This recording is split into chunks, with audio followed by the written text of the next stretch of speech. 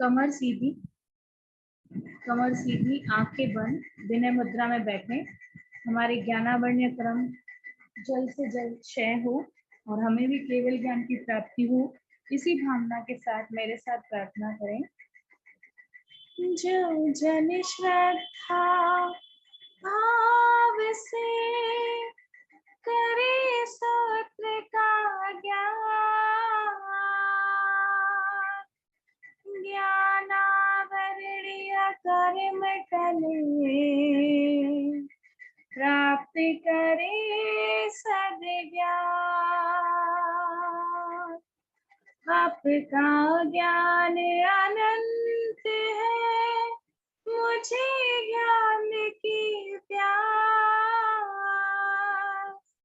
केवल ज्ञानी मैं बनूं, यही है अंतिम आस।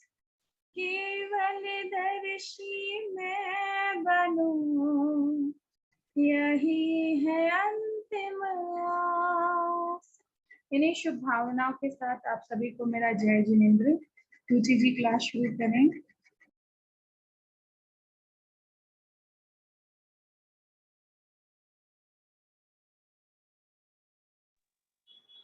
सभी को जय जिनेंद्र। नमो रियंताणम, नमो सिद्धाणम, नमो आयर्याणम, नमो उवज्जायणम, नमो लय सबसावणम। एसो पंच नमुकार सव पाव प्राणस्म मंगलांच सर्वसिम पद्म मंगलम।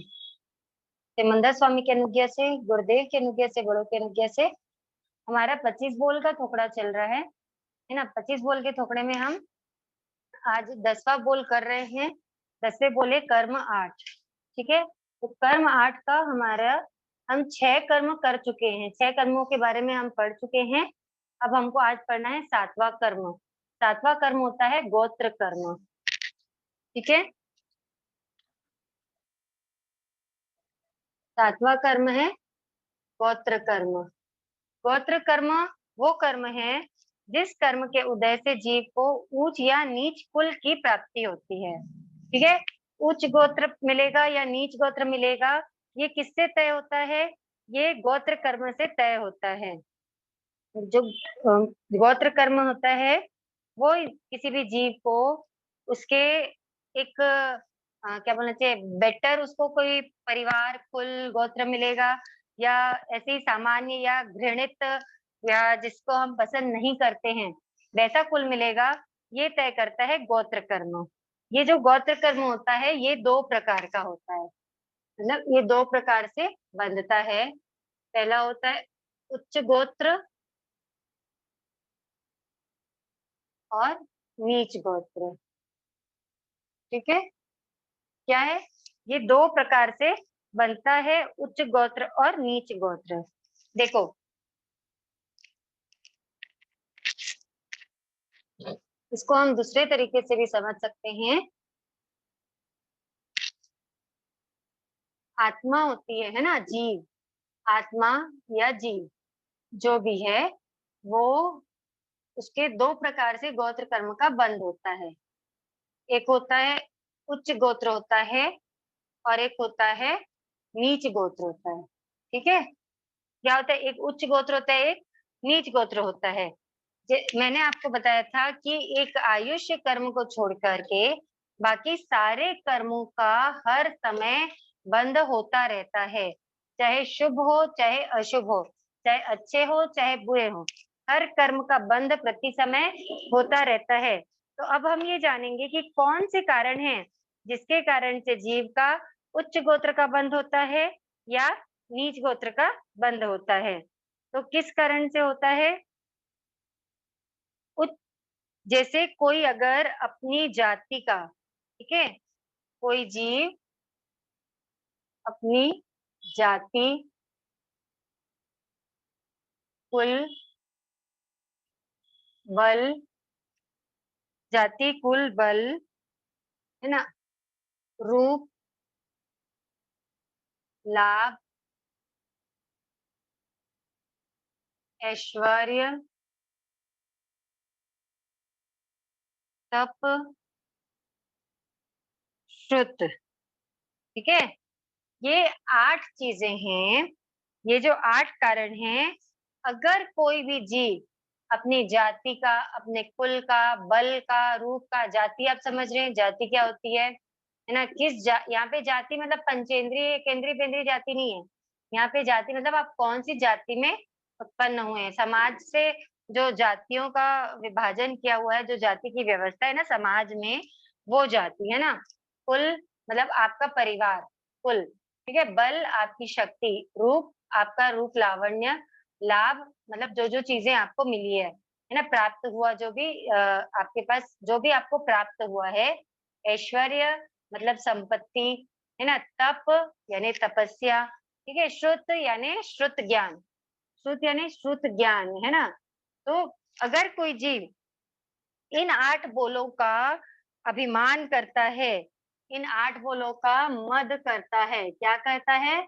मद करता है। तो वो क्या करता है? नीच गोत्र का बंध करता है।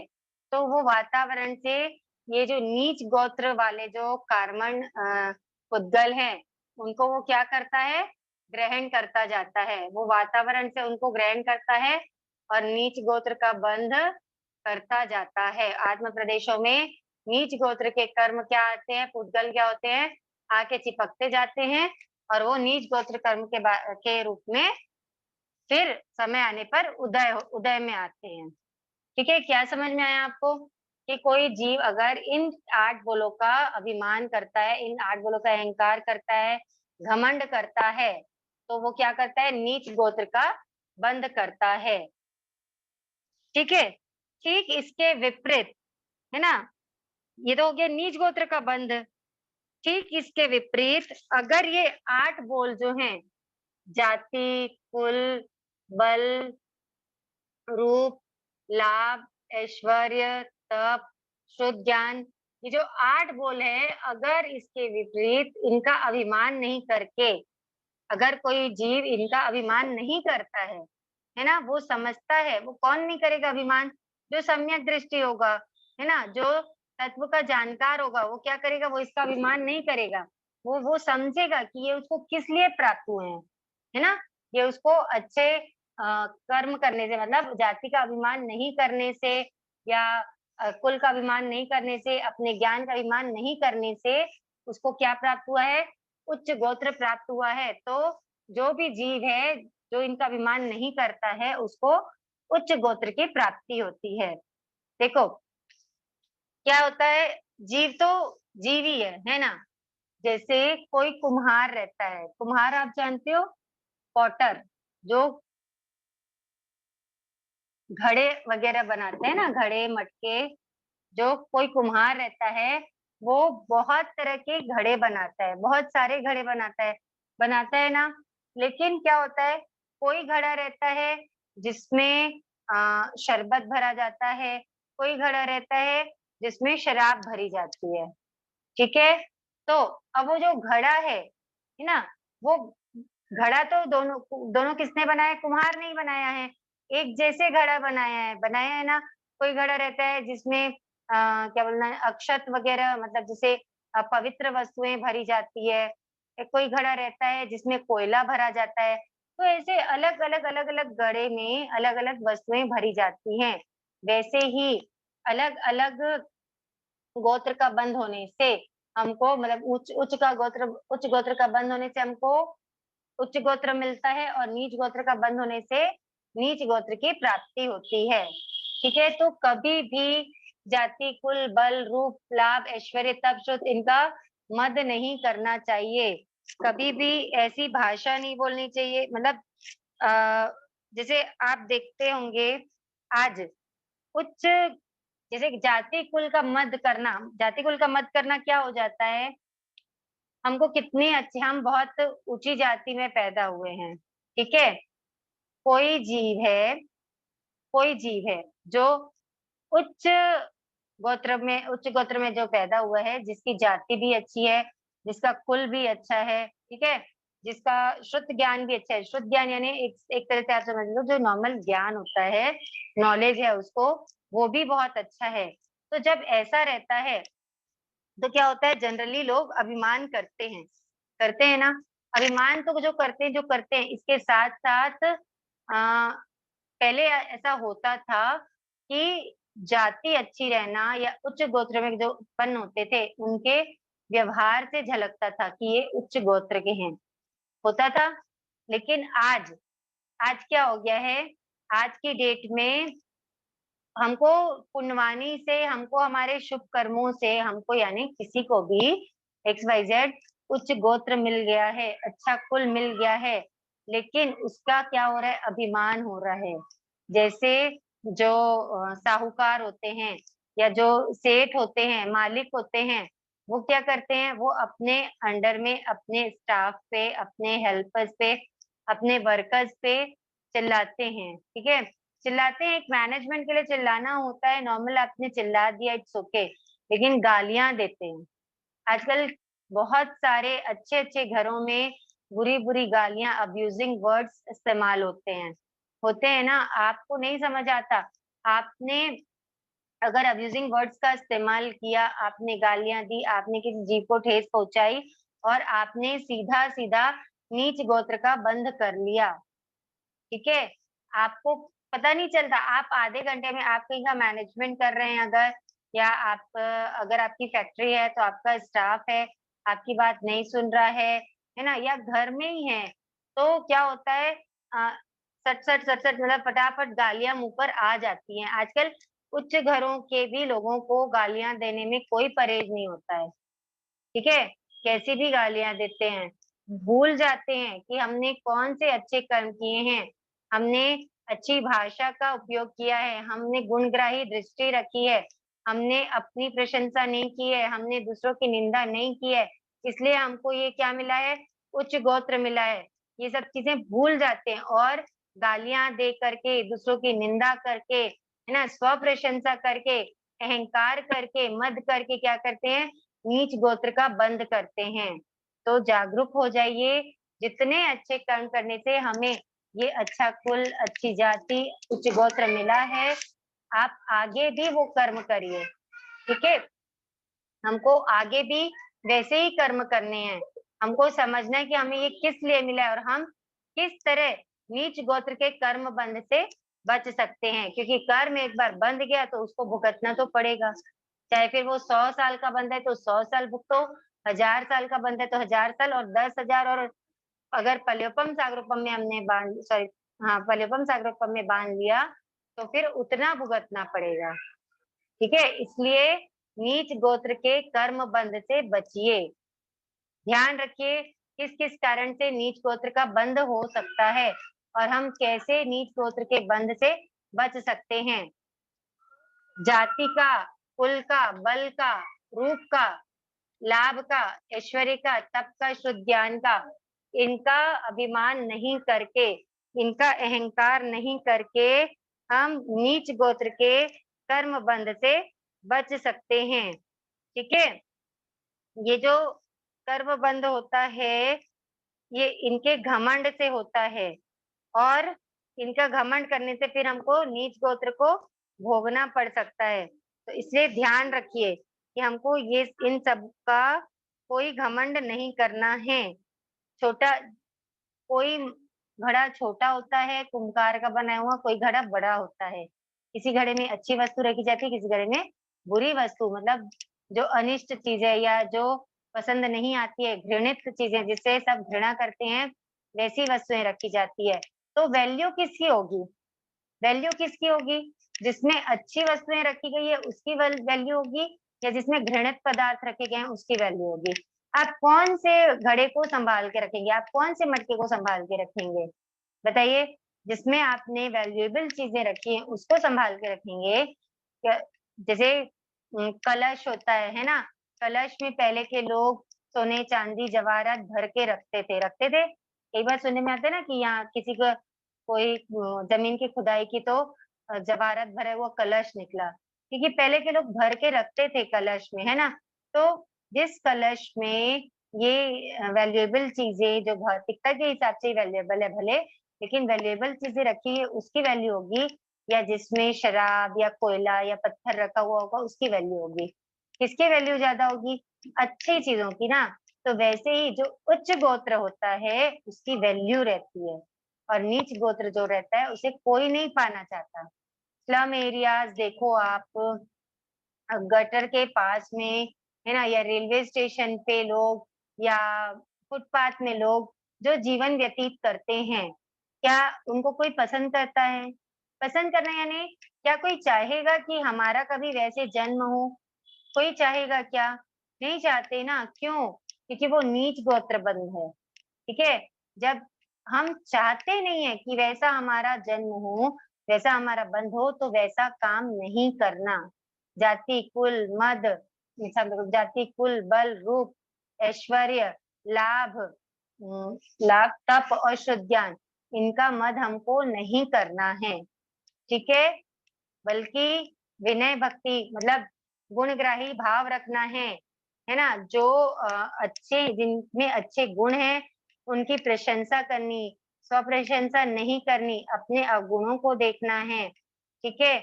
जो प्राप्त है उसको अच्छे काम में लगाना है, अहंकार न करके परोपकार करना है ना? हितग्राही गुणग्राही दृष्टि रखना है। तो ऐसे करके हम उच्च गोत्र का बंध कर सकते हैं, न कि स्व प्रशंसा करके या दोष दृष्टि रख के, है ना? वो सब करके हम क्या करेंगे? नीच गोत्र का ही बंद करेंगे। इसलिए ध्यान रखिए कि हमको क्या करना है?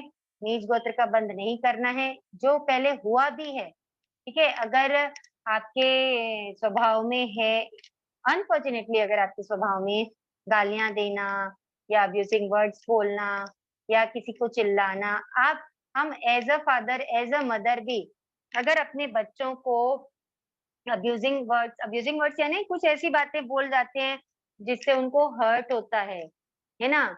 या जो नहीं बोलने चाहिए, कई जगह ऐसे भी वर्ड्स बोल दिए जाते हैं, तो उससे भी नीच गोत्र का बंध होता है। ये नहीं सोचना कि हम अगर पेरेंट्स हैं तो हमको अधिकार है कि हम कुछ भी बोल सकते हैं। हम नहीं बोल सकते। जहाँ हम किसी भी जीव को अगर हर्ट कर रहे हैं, तो हमारे कर्म बंद हो रहे हैं। जब कर्म बंद तो अच्छी चीजों में भी हो रहे हैं, लेकिन वो जो कर्म बंद हो रहे हैं जिनका फल हमको भुगतना पड़ेगा रो रो कर, वो वैसे कर्म, वो अशुभ कर्म बंद हो रहे हैं। इसलिए ध्यान रखना है, हमको अब्यूजिंग वर्ड्स नहीं बोलने हैं, हमको किसी प्रकार का घमंड नहीं करना है। जो भी हमें मिला है शुभ कर्मों के उदय से, पुण्यवानी से, उन्हें हमें उनका हमको सदुपयोग करना है, न कि अहंकार करना है। ज्ञान मिला है तो ज्ञान के प्रति, ज्ञानी के प्रति अहोभाव रखना है, उसका अहंकार नहीं करना है। अहंकार करेंगे तो अगले भाव में या जब कर्म उदय में आएगा उस भाव में हमें क्या होगा? हमें ज्ञान प्राप्त नहीं हो पाएगा, हम बुद्धू हो जाएंगे। ठीक है? तो बोलते हैं ना, अल्प ज्ञानी हो सकते हैं, अज्ञानी हो सकते हैं, इसलिए इन चीजों का मद नहीं करना। ठीक है? ये हुआ गोत्र कर्म। गोत्र कर्म दो तरह से बंधता है, उच्च गोत्र और नीच गोत्र। ठीक है? ये पहला ज्ञानावणी, दशनावणी, वेदनी, मोनी, आयुष्य, नाम, गोत्र, ये 7 प्रकार के कर्म हमने पढ़े। अब अगला कर्म आता है अंतराय कर्म। अंतराय कर्म, अंतराय वर्ड से मुझे लगता है कोई भी अछूता नहीं होगा। ठीक है? जितने लोग हैं जो जैन होते हैं, वो बचपन से किसी ना किसी फॉर्म में अंतराय वर्ड सुनते आते हैं ना। कुछ नहीं तो हम जब गुरुजनों के पास ही जाते हैं, तभी वो भी किसी ना किसी प्रसंग पे फरमाते हैं, लाइक कि अगर कोई तपस्या करना चाहता है तो अंतराय नहीं देना, है ना? कोई दान करना चाहता है तो अंतराय नहीं देना। ठीक है? या कोई दीक्षा लेना चाहता है तो अंतराय नहीं देना। अंतराय क्या होता है? अंतराय का मतलब होता है अच्छे कामों में रोक लगाना। क्या होता है? अंतराय का सीधा सीधा अर्थ है कि अच्छे कामों में रोक लगाना, शुभ कामों में। जो काम हमारा अच्छे कर्मों का बंद कर सकता है, जिस काम को करने से हमको अच्छे कर्मों का बंद हो सकता है, उन काम को करने में बाधा पहुंचाना या रोक देना, या जो क्या बोलना चाहिए, दिक्कत उत्पन्न होना, वो सब किस कारण होता है? वो अंतराय कर्म के कारण होता है। जैसे 2 भाई हैं, ठीक है? एक भाई का मन हुआ कि हमारा जो भी बिजनेस का प्रॉफिट होता है उसका 10% हम क्या करते हैं? दान में लगाते हैं या धर्म के काम में लगाते हैं। लेकिन दूसरे भाई ने मना कर दिया, तो वो किस कारण मना किया? उसके अंतराय कर्म के कारण उसने मना कर दिया। ऐसे होता है अंतराय कर्म। कोई अगर बच्चा कोई आइसक्रीम खा रहा है या कोई चॉकलेट खा रहा है, कोई दूसरा बच्चा उससे छीन लेता है, तो क्यों होता है? अंतराय कर्म के कारण होता है। ठीक है, इस तरह से अंतराय कर्म उदय में आता है कि जब अंतराय कर्म उदय में आता है तो हमें कुछ भी अच्छा काम करने में क्या होती है? बाधा उत्पन्न होती है। ठीक है, एक बार शॉर्ट में गोत्र कर्म, ठीक है, मैं इसके बाद फिर बता दूंगी आपको। क्या अंतराय कर्म क्यों बंधता है? अंतराय कर्म क्यों बंधता है? किसी को अगर हम लाभ नहीं होने देते हैं, अगर हम किसी के लाभ में बाधा उत्पन्न करते हैं, तो हमारे भी क्या होता है? अंतराय कर्म का बंद होता है। नौकर चाकर को अगर हम उनके धर्म सेवन में या उनके अच्छे काम में अंतराय देते हैं, उनके खाना खाने में अंतराय देते हैं, है ना, दान देने वालों को अगर रोकते हैं, या दूसरों को जो कोई वस्तु कोई दूसरा दे रहा है उसमें हमने बाधा उत्पन्न कर दी, जैसे आदिनाथ प्रभु का हम पढ़ते हैं ना, 12 घड़ी तक बैलों को बांध के रखा, है ना, उनको आहार नहीं करने दिया, तो उनकी अंतराय बंधी, और फिर वो अंतराय कब उदय में आई? निकाचित कर्म बंधे उनके, है ना, निकाचित कर्म बंधे, और फिर उनको भी 12 मास तक, 13 मास तक क्या नहीं मिला? आहार नहीं मिला। ठीक है, तो ऐसे होता है अंतराय कर्म का बंध। जब किसी को किसी काम में करने में हम बाधा पहुंचाते हैं, तब हम अपने लिए क्या करते हैं? अंतराय कर्म का बंध करते हैं। वो अंतराय कर्म हमको इन फ्यूचर जब वो कर्म दलित उदय में आते हैं, तो वो हमारे उदय में आता है। तभी आपको लगता होगा कि उसमें से कुछ लोग हैं, जैसे कल ही किसने फरमाया, अपने क्लास में ही पूछा था कि हम नौकारसी निशान का मतलब उपवास तो कर लेते हैं, लेकिन बेला तेला या बड़ी तपस्या करने का मन होता है, नहीं कर पाते हैं, क्योंकि हमने पूर्व में कभी किसी को अंतराय दी होगी। ठीक है, ये हो सकता है, या इसका एक और कारण हो सकता है कि हमने अपने तप का मद किया होगा। ठीक है, एक ही चीज के किसी भी जो भी चीजें हमारे साथ हो रही है, उसके अलग अलग वजह, उसकी अलग अलग वजह हो सकती है। तो अगर हमने किसी को कर्म तप करने में अंतराय दी, हमने किसी को सामायिक स्वाध्याय करने में अंतराय दिया, तो हमारे वहां पे ज्ञानामणि कर्म का भी बंद हो जाता है, वहाँ हमारे दर्शनामणि कर्म का भी बंद हो जाता है, वहाँ हमारे अंतराय कर्म का भी बंद हो जाता है ना। तो इस तरह से हम कुछ भी काम करते टाइम हमको क्या रहना चाहिए? सावधान रहना चाहिए कि हम कहीं अपने किसी कर्म का बंध तो नहीं कर रहे हैं इससे, है ना। हम जो काम करने जा रहे हैं, हमारे कषाय कैसे हैं, हमारे अध्यवसाय कैसे, हमारे भाव कैसे हैं, और किस कारण हम ये काम कर रहे हैं, और इसको करने से क्या रिजल्ट होगा, हमारे शुभ कर्म बनेंगे या हमारे अशुभ कर्म बनेंगे, हमको इसका रिजल्ट पॉजिटिव मिलेगा या नेगेटिव मिलेगा, ये सोच के हमको क्या करना चाहिए? कोई भी काम को करना चाहिए। ठीक है, तो अंतराय कर्म की 5 तरह से बंधता है। जो अंतराय कर्म होता है वो कितने तरह से बंधता है? ये 5 तरह से बंधता है।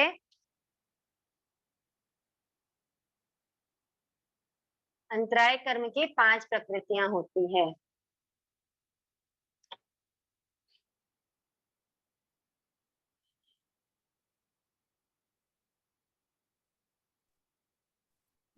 रोड तो घुमाएंगे।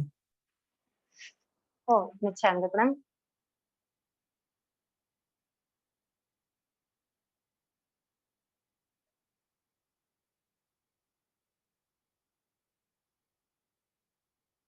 दानांतराय, लाभांतराय, भोगांतराय, उपभोगांतराय, और फिफ्थ है वीर्यांतराय। ठीक है, दानांतराय, अंतराय कर्म 5 तरह से बनता है। दानांतराय, लाभांतराय, भोगांतराय, उपभोगांतराय और वीर्यांतराय। दानांतराय मतलब जब दान देने में बाधा उत्पन्न होती है। ठीक है, अगर हमको दान देने में बाधा उत्पन्न हो रही है, मतलब हमने क्या किया है, दानांतराय कर्म का बंध किया हुआ है। हमको अगर कोई चीज हमें चाहिए, वो वस्तु हमारे सामने है, फिर भी हम उसको प्राप्त नहीं कर सकते। ठीक है, जैसे कोविड के टाइम पे हो रहा था वैक्सीन से, वैक्सीन नहीं, वो मेडिसिन थी, जो इंजेक्शन था। कई लोगों को कितना भी उन्होंने एफर्ट लगा लिया, वो इंजेक्शन नहीं मिल पाया। क्यों? उनके लाभांतर आया था। ठीक है, मतलब आप सबल हैं, आप बिल्कुल उस चीज के लिए, आप उसके लिए हर एफर्ट लगा सकते हैं, आप उसको पे कर सकते हैं, सब कर सकते हैं, लेकिन फिर भी आपको नहीं प्राप्त हो रही है। मतलब क्या है? लाभांतरा है। भोगांतरा है मतलब जो चीज एक बार ग्रहण की जाती है, जैसे खाने पीने की चीजें होती है जिनको हम बार बार नहीं ग्रहण कर सकते ना। जैसे हम जो वस्तुएं ग्रहण करते हैं वो किस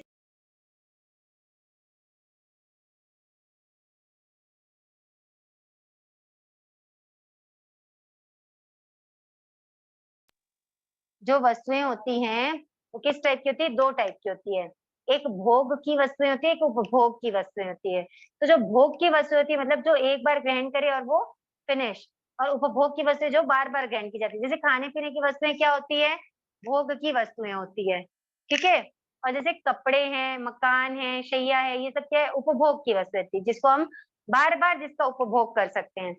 तो जो भोग के लायक वस्तुएं होती है उसमें अंतराय आना यानी भोगांतराय। ठीक है, और जो उपभोग की वस्तुएं होती है उसमें अंतराय आना होता है उपभोगांतराय।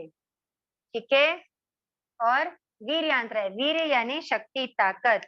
तो जब वीर्यांतराय कर्म का उदय होता है तो हमें शक्ति नहीं फील होती है, हम क्या एकदम क्या बोलना चाहिए, वीक फील करते हैं, निशक्त फील करते हैं। ऐसा लगता है कि हमारे पास क्या है? ताकत ही नहीं है। तो ये होता है वीर्यांतराय। तो ये 5 प्रकार से हमको अंतराय कर्म उदय में आता है। ये 5 प्रकृतियां होती है अंतराय कर्म की।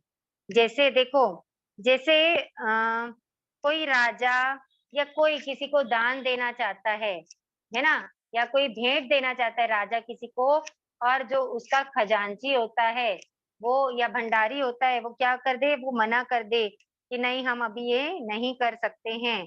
तो वो जो विघ्न या बाधा उत्पन्न होती है वो होता है अंतराय। ठीक है, तो ये 5 प्रकार से होता है अंतराय। 5 प्रकार का अंतराय कर्म बंध के 5 कारण। ये 5 कारणों से हम अंतराय कर्म को भोगते भी हैं, और ये 5 कारण हैं जिसके कारण अंतराय कर्म भी बंधते हैं। अगर किसी को दान में अंतराय दे रहे हैं, अगर किसी को लाभ में अंतराय दे रहे हैं, अगर किसी को भोग में अंतराय दे रहे हैं, या उपभोग में अंतराय दे रहे हैं, या किसी के वीर्य में हम अंतराय दे रहे हैं, कोई अपनी शक्ति को यूज करना चाहता है, कोई तपस्या करना चाहता है और उसको हमने अंतराय दी, तो कौन सा अंतराय हो जाएगा? वीर्यांतराय हो जाएगा। ठीक है, या कोई सुपात्र दान देने की भावना रखता है और कोई उसको अंतराय देता है, कोई उसको रोक लगा देता है, कोई उसको मना कर देता है, तो कौन सा अंतराय हो जाएगा?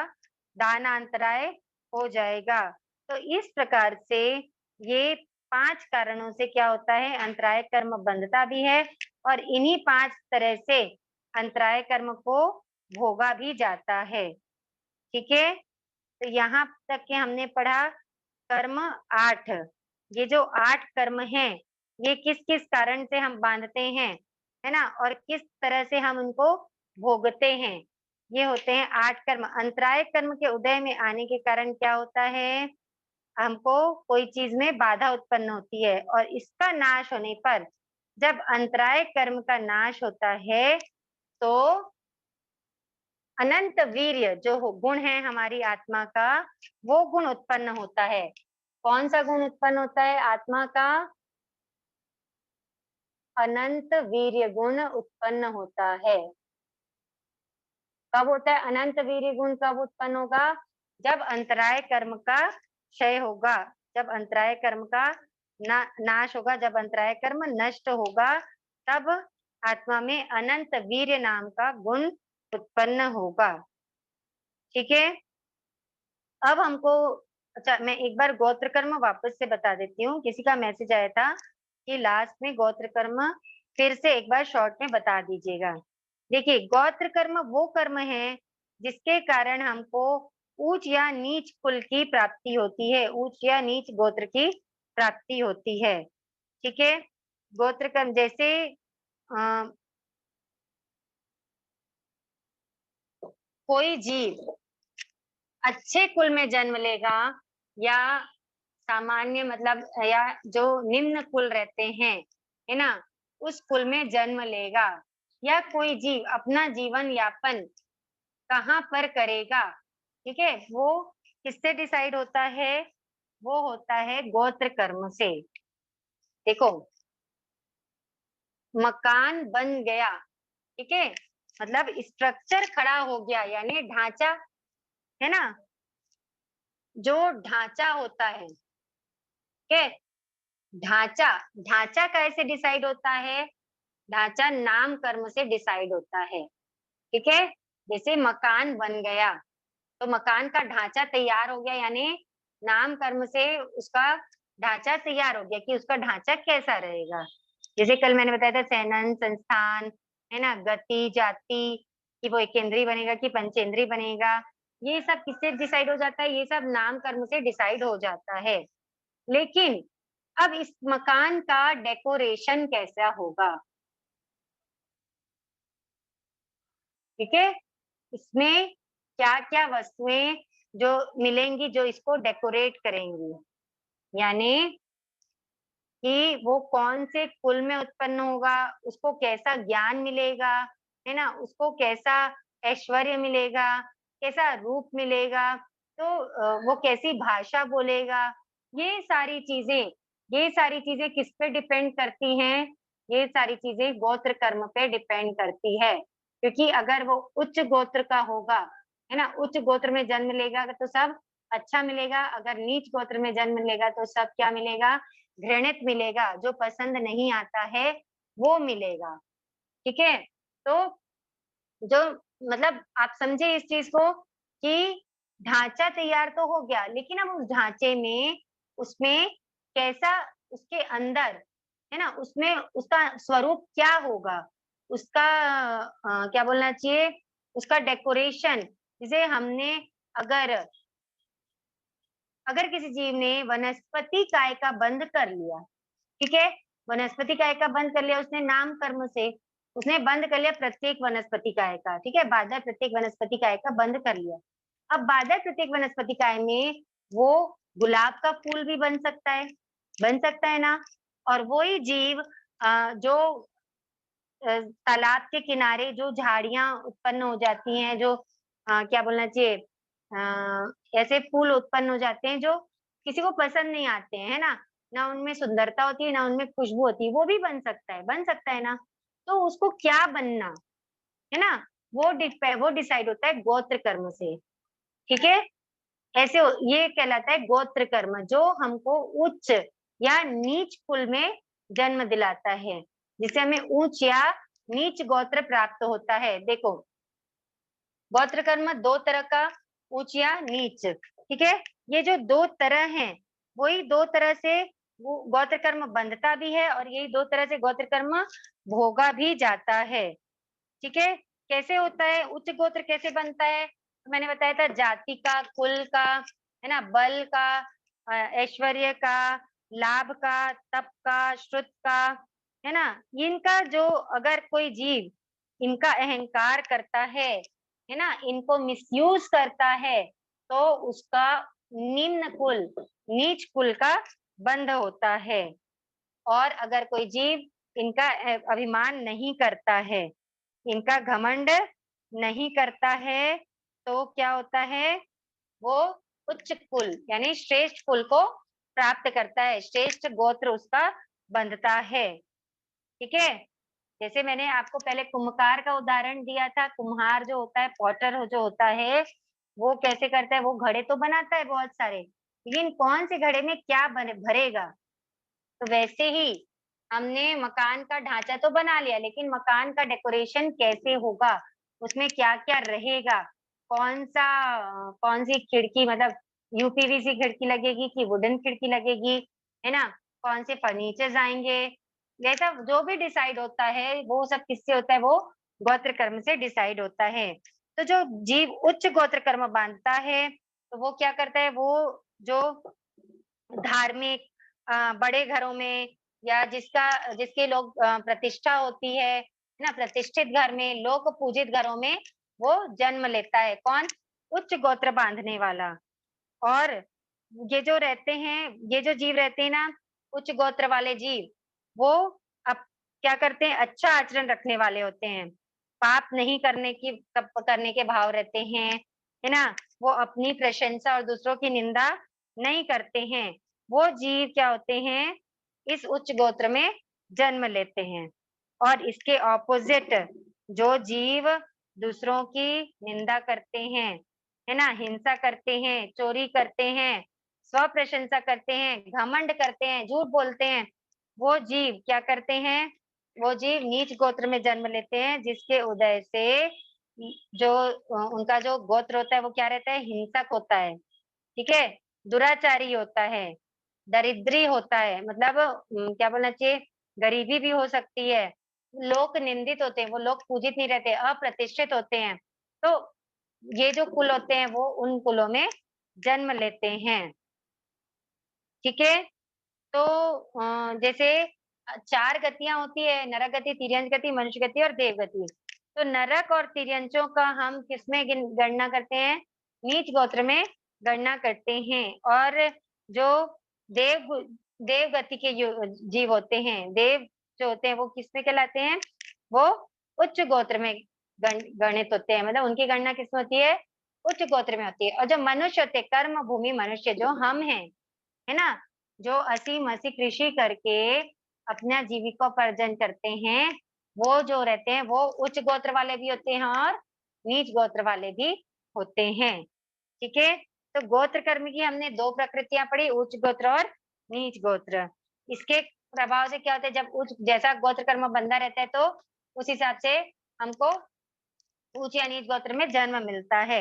हाँ, गोत्र कर्म का नाश होने पर अगुरु लघुत्व गुण प्राप्त होता है। कौन सा गुण प्राप्त होता है, अगुरु लघुत्व, मतलब जहां ना कोई छोटा है और ना कोई बड़ा है। गुरु यानी क्या होता है, बड़ा होता है ना, और लघु यानी छोटा, जहां ना कोई छोटा है और ना कोई बड़ा है, ऐसा गुण आत्मा का प्रकट होता है जब गोत्र कर्म का क्षय होता है तब, ठीक है। तो ये हो गई हमारी 8 कर्मों की प्रकृतियां सही, ये 8 कर्म प्रकृति सहित हमारे यहाँ पर हो गए, ठीक है।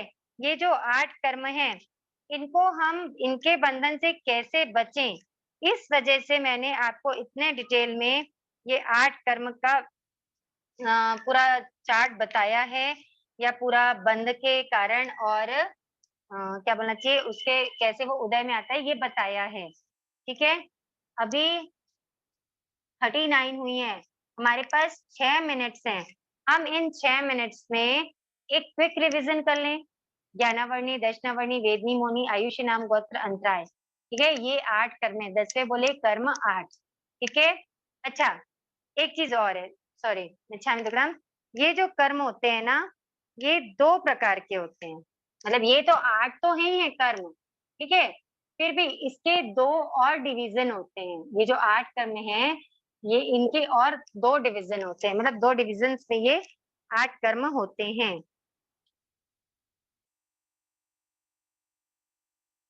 कर्म, ठीक है, एक होते हैं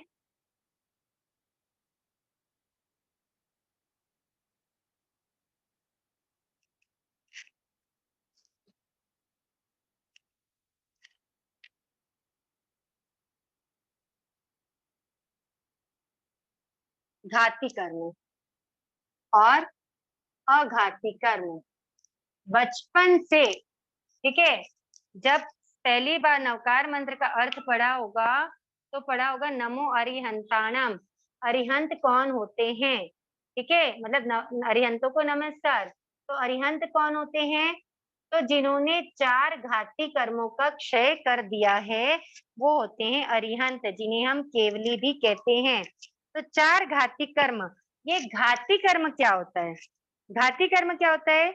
जो आत्मा के मूल गुणों की घात करे, आत्मा के मूल गुणों की घात करने वाले कर्म। आत्मा के मूल गुणों की घात करने वाले कर्म कौन से होते हैं? घाती कर्म होते हैं। मतलब जिससे जीव वीतरागी या केवल ज्ञानी या केवल दर्शी, आत्मा का मूल गुण क्या है कि आत्मा क्या है? अनंत ज्ञान का भंडार है, अनंत दर्शन का भंडार है ना? तो जो आत्मा के मूल गुणों की घात करता है वो कर्म होता है घाती कर्म। इस कर्म के कारण क्या होता है? जीव वीतरागी नहीं बन पाता है ना? वो सर्वज्ञ सर्वदर्शी नहीं बन पाता है। ठीक है। इसके अलावा जो अघाती कर्म, ये आत्मा के मूल गुणों का नाश नहीं करते हैं, घात नहीं करते हैं, लेकिन ये क्या करते हैं? इनको सहायता करते हैं, है ना? ये क्या करते हैं? आत्मा को संसार में ही रोके रहते हैं, ये आत्मा को मोक्ष नहीं जाने देते हैं। क्या करते हैं? आत्मा को संसार में ही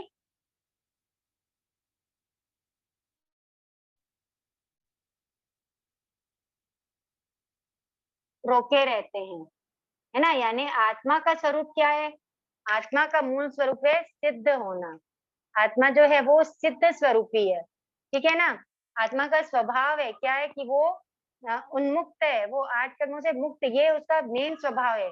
लेकिन ये जो कर्म है ये आत्मा को क्या करते हैं? उसके स्वभाव में नहीं जाने देते हैं। तो जो मूल गुणों की घात करते हैं वो क्या है? वो घाती कर्म है। और जो संसार में रोके रहते हैं, जो मूल गुणों की घात तो नहीं कर रहे हैं, यानी उसको केवल ज्ञानी केवल दर्शी बनने से नहीं रोक रहे हैं, लेकिन फिर भी आत्मा को क्या कर रहे हैं? वो संसार में ही रोक रहे हैं, उसको सिद्ध नहीं होने दे रहे हैं, वो होते हैं अघाती कर्म। ठीक है। तो अब जो 8 कर्म हमने पढ़े हैं, है ना? ज्ञानावर्णी, दर्शनावर्णी, वेदनी, मोहनी, आयुष्य, नाम, गोत्र और अंतराय। मैं शॉर्ट में लिख देती हूँ। ज्ञानावर्णी, दर्शनावर्णी, वेदनी, मोहनी, आयुष्य, नाम, गोत्र और अंतराय कर्म। ठीक है। ये है 8 कर्म। अब इन कर्मों में से कौन से घाती कर्म है और कौन से अघाती कर्म है? ठीक है। तो ज्ञानावर्णी, दर्शनावर्णी, मोहनी और अंतराय कर्म, ये जो 4 कर्म हैं, ये क्या है?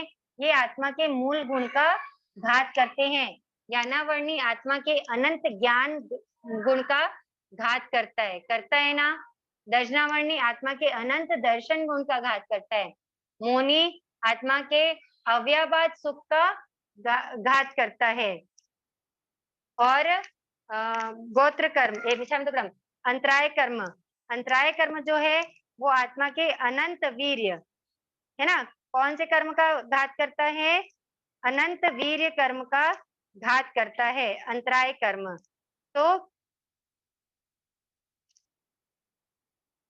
देखो, ज्ञानावर्णी पहला, ठीक है?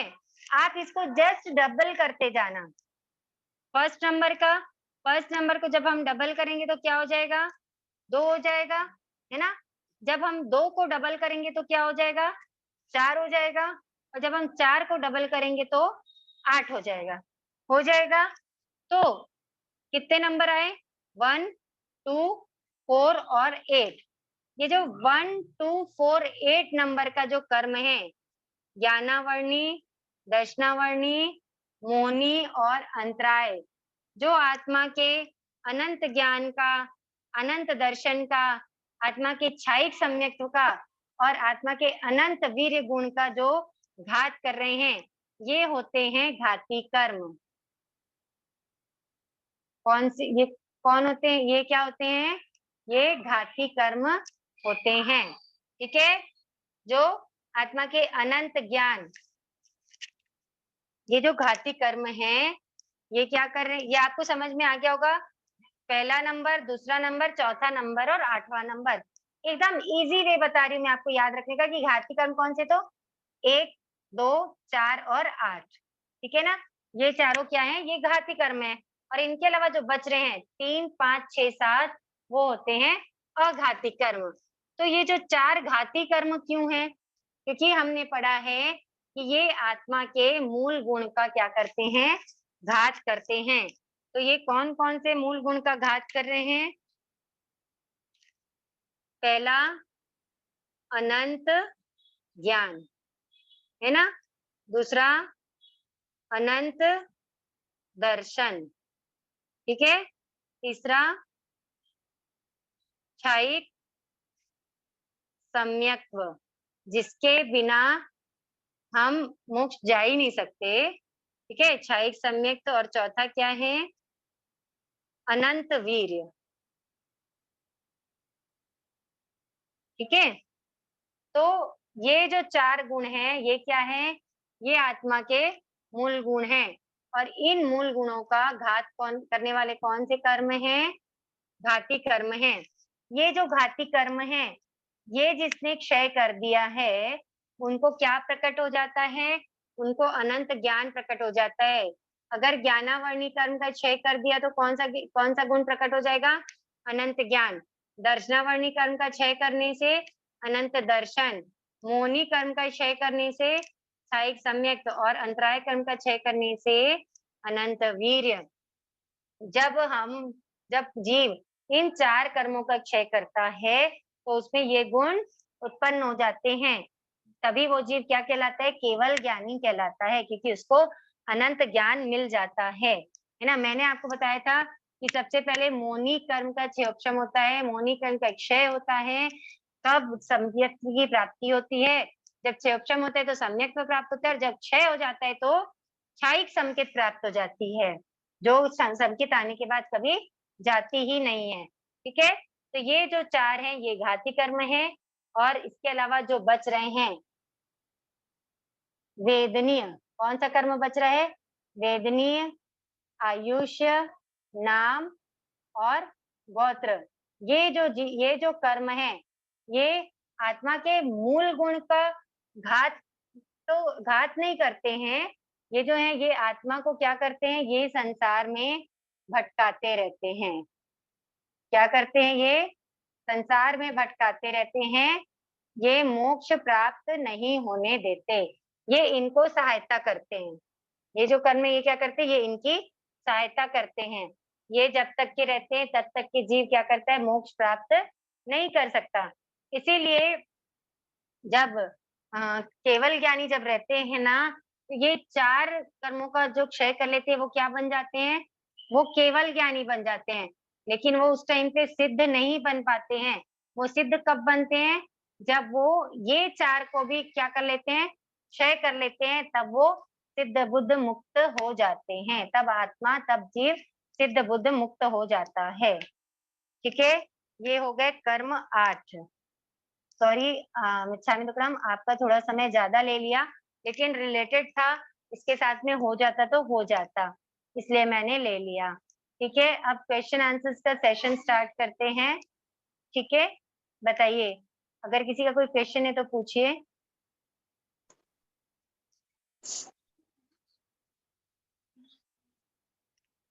बोली जी,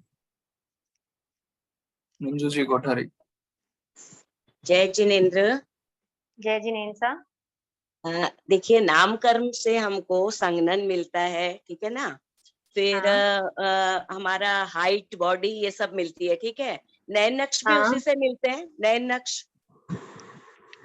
नयन नक्श अंगोपांग उसी से मिलते हैं, है ना। हाँ, जो तो फिर हमारे रूप भी उसी अंगोपांग से है, मिलेगा ना, फिर तो रूप भी उसी से मिलेगा, रूप। देखिए रूप भी उसी से मिलता है ना। एक ही कर्म, अब जैसे हमने पढ़ा जैसे शुद्ध ज्ञान, ठीक है ना। हाँ, तो हाँ, शुद्ध ज्ञान हमने पढ़ा, जब हम किसी को ज्ञान में अंतराय देते हैं, है ना, तो भी हम्म, हमारा क्या होता है, शुद्ध ज्ञान वीक हो जाता है, समझो, है ना, मतलब हमें शुद्ध ज्ञान की प्राप्ति उतनी नहीं हो पाती है।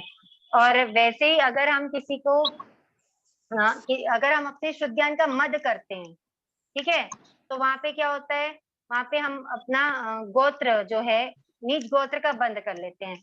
मतलब एक ही शुद्ध ज्ञान है, ठीक है, हाँ, बस तो क्या है, शुद्ध ज्ञान ही है, लेकिन वो क्या है, दो कर्मों में उसका रोल हो रहा है, ज्ञानावर्णी में भी हो रहा है और किसमें हो रहा है, गोत्र कर्म में भी हो रहा है। तो वैसे ही ये थोड़ा सा सूक्ष्म हो जाता है, ये दोनों जगह आपका मैटर करता है। नाम और गोत्र दोनों में रूप होगा। हाँ, नाम और गोत्र दोनों लगभग ना साथ साथ चलने वाले रहते हैं।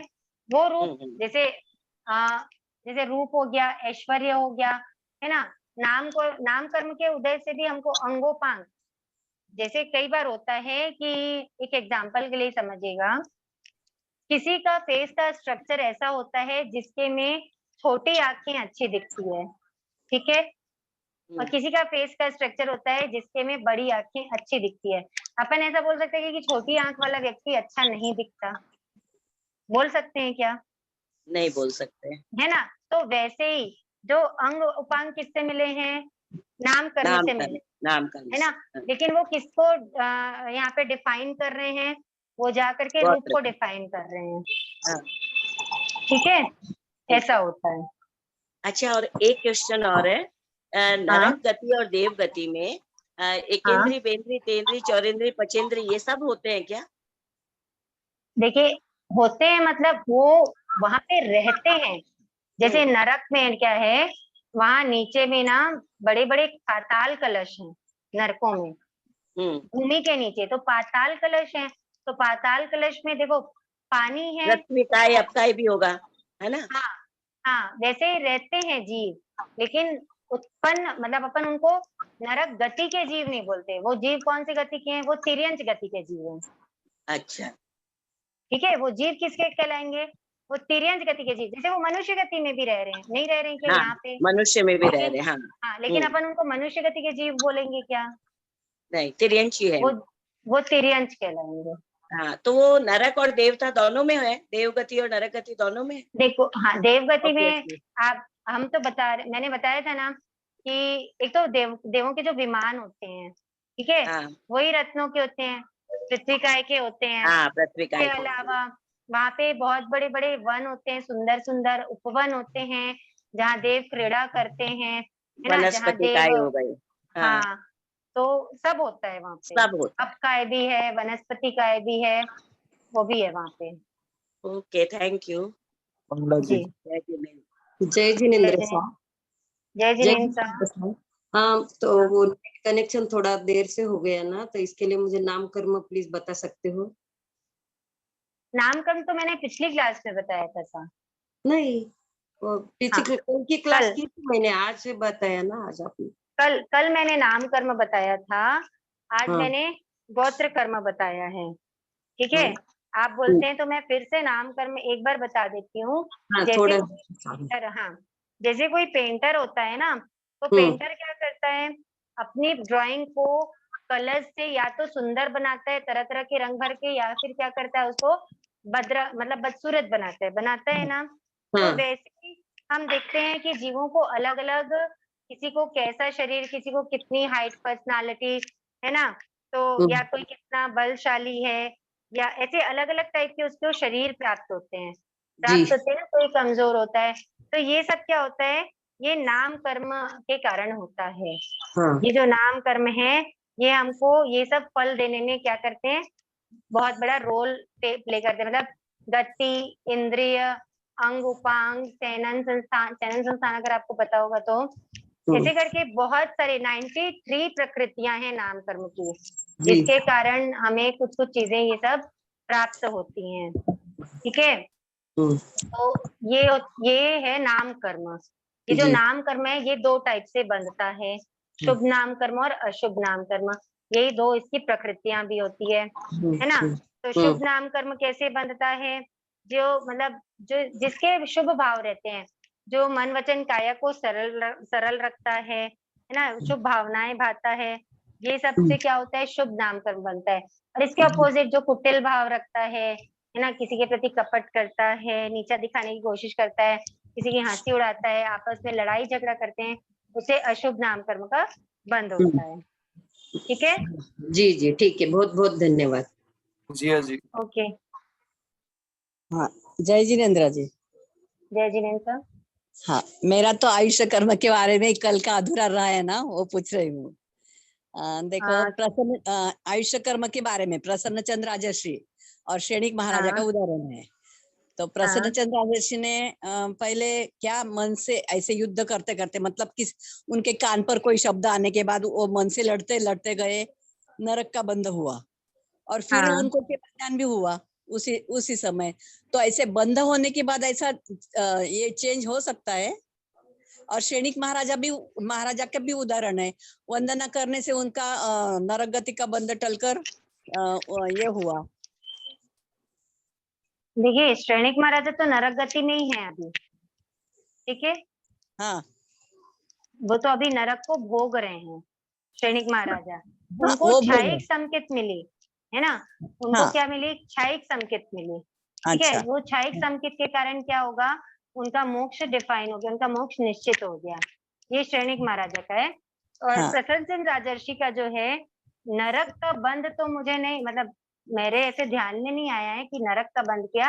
ये जरूर हुआ कि वो भावों से युद्ध करते करते करते करते बहुत अशुभ कर्म उन्होंने बांध लिया। और जैसे ही वो क्या, अपने मुकुट को छूने के लिए उन्होंने सिर में हाथ रखा, तो उनको हाँ, क्या ध्यान में आया कि मैं कौन हूँ? मैं मुंडित मुंज, साधु हूँ, है हाँ, ना। हाँ, मैंने 6 काय की रक्षा करने का प्रण लिया है। और इस हाँ, प्रकार से वो अपने भावों में शुभ से शुभतम जाते गए और उनको क्या हुआ?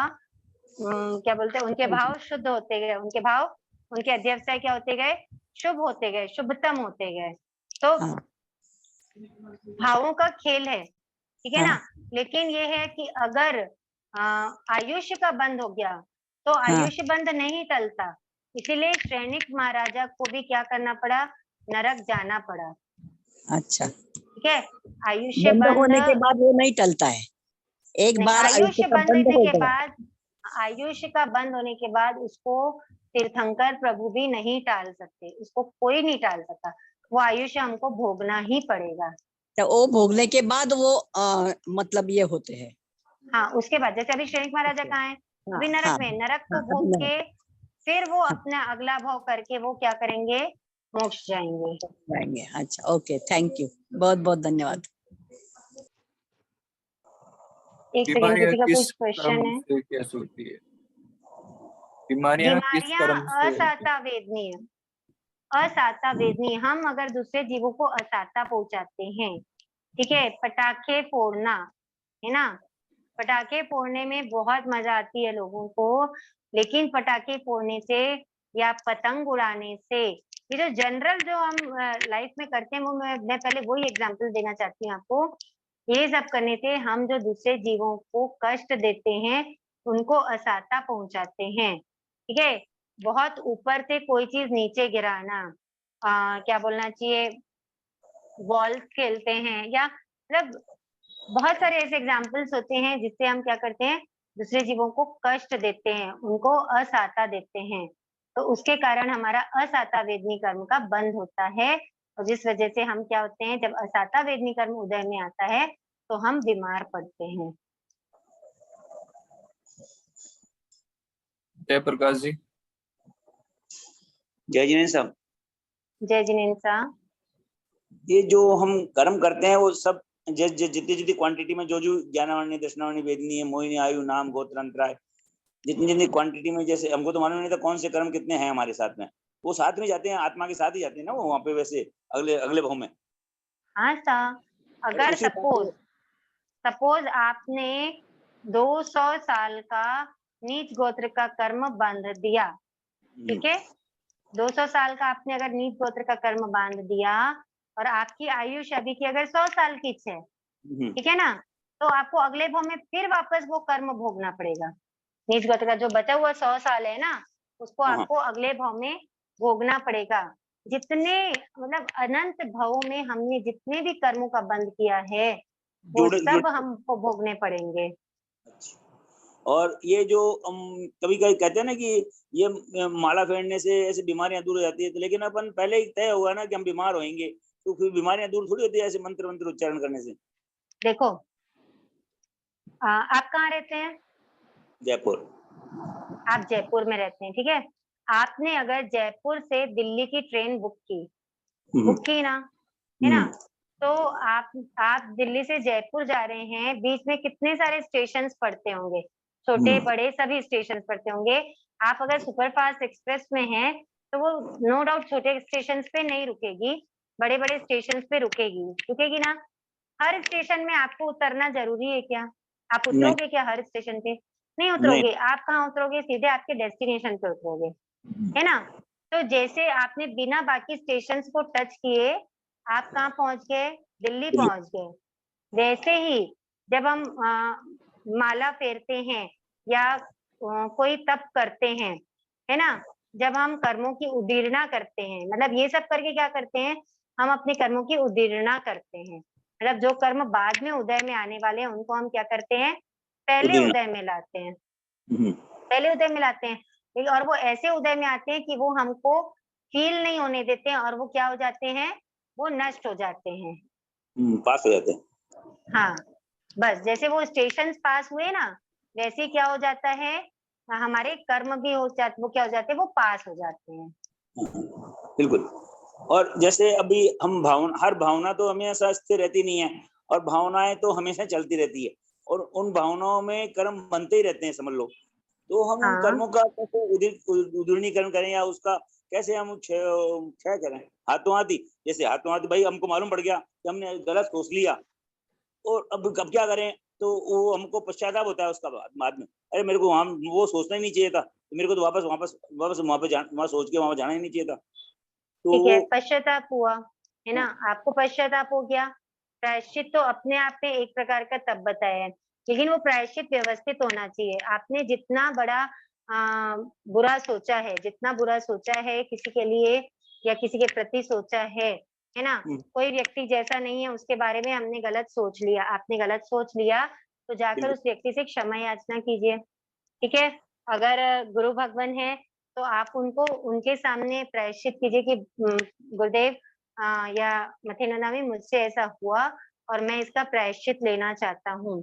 कभी किसी जीव की अगर हिंसा भी हो जाती है, कुछ भी हो जाता है, तो प्रायश्चित कीजिए, ठीक है। प्रायश्चित का जब सच्चे मन से प्रायश्चित होता है ना, जैसे अभी प्रसन्न चंद्र राजर्षि का ही क्या हुआ था, उनको सच्चे मन से प्रायश्चित हुआ था कि अहो मैं ये क्या कर रहा हूँ, मैं मुनि हूँ, है ना, और मैं क्या कर रहा हूँ, मैं भावों से युद्ध कर रहा हूँ। तो जब सच्चे मन से प्रायश्चित होता है तो कर्मों की निर्जरा होती है। हाँ, अभी जैसे मेरी जमीन गन की सौगंध थी, 11 तिथियों में जमीन गन नहीं खाता हूँ बिल्कुल, लेकिन मेरे को ध्यान नहीं रहा कि मेरे को बीच में कोई तिथि थी, मैंने सोचा आज तिथि नहीं है कल तिथि है, तो मैंने उस दिन जमीन गन उपयोग में ले लिया। फिर मेरे को मालूम पड़ा नहीं तिथि तो आज तिथि थी। फिर मेरे को मन में वो आया, ग्लानि पैदा हुई, अरे मैंने आज कैसे वो खा लिया, मैंने जमीन गन कैसे खा लिया। फिर मैंने मन में सोचा आज इसका प्रायश्चित आगे मैं एक उपवास करके करूंगा, ऐसे मन में मैंने धारा। वो भी सही है, आपने ऐसा धारा, आपने प्रायश्चित किया, ठीक है।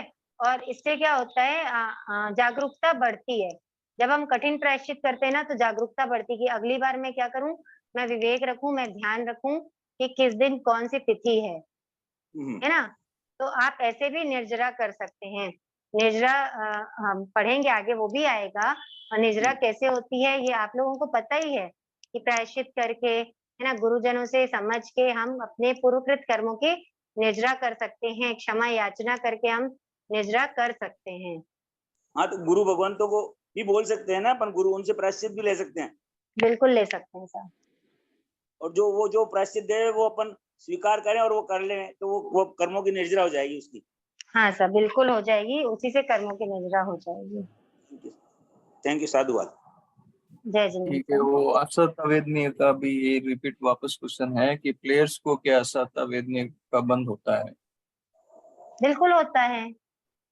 देखिए, एक तो प्लेयर्स की पहली बात ये है कि उनकी पुण्याई नहीं है ना, कि वो इतना सूक्ष्म किसी चीज को जान सके, ठीक है। लेकिन अगर उनकी पुण्याई नहीं है तो इसका मतलब ये नहीं है कि उनको बंध नहीं होगा, बंध तो उनको होता ही है, ठीक है। जो भी कोई भी जीव है, ये ऐसा नहीं कि ये आपके और मेरे लिए ये 8 कर्म है, ये जैनियों के लिए ही 8 कर्म है, ये समस्त संसारी जीवों के लिए है। वो चाहे महाविदेह में रहते हैं तो भी उनके लिए है, चाहे वो युगलिक है तो उनके लिए, चाहे वो देव है तो उनके लिए, चाहे नारकी तो उनके लिए, एकेंद्रीय से पंचेंद्रीय तक के समस्त जीवों के लिए ये कर्म प्रकृति है। तो जो जैसा कर्म करेगा उसका वैसा बंध होगा ही होगा। ठीक है, उनके कषाय और योगों पे डिपेंड करता है कि कर्म कैसे बंध, कैसे कर्मों का बंध होगा और वो कैसे उदय में आएगा। Thank you sir. ओके, चलिए ओके। आज के लिए इतना ही। जिन आज्ञा विरुद्ध कुछ कहने में आए तो मिच्छामि दुक्कडम। अगर किसी दृष्टांत से, किसी उदाहरण से किसी के मन को ठेस लगी हो, मैंने हर्ट किया हो तो मिच्छामि दुक्कडम। कमर सीधी, आंखें बंद, अहोभाव के साथ विनय मुद्रा में। अहो गुरुवर कृपा करे, दीन ज्ञान के दान, भव भव में ना भूलेंगे आपका उपकार। ओ गुरु सा आपका उपकार, अविनय जो हो गया उसको माफ करो। मेरे सारे कर्म कलुष को आप ही साफ करो। ओ गुरु सा आप ही साफ करो। अहिंसा के अवतार शासनपति शमन भगवान महावीर स्वामी की जय। संयम सुमेरु प्रज्ञा निधि आचार्य प्रवर 1008 श्री विजय राज्य महाराज की जय। जय समस्त संयमशील चरित्र आत्माओं की जय। जय जैन धर्म की जय। जय।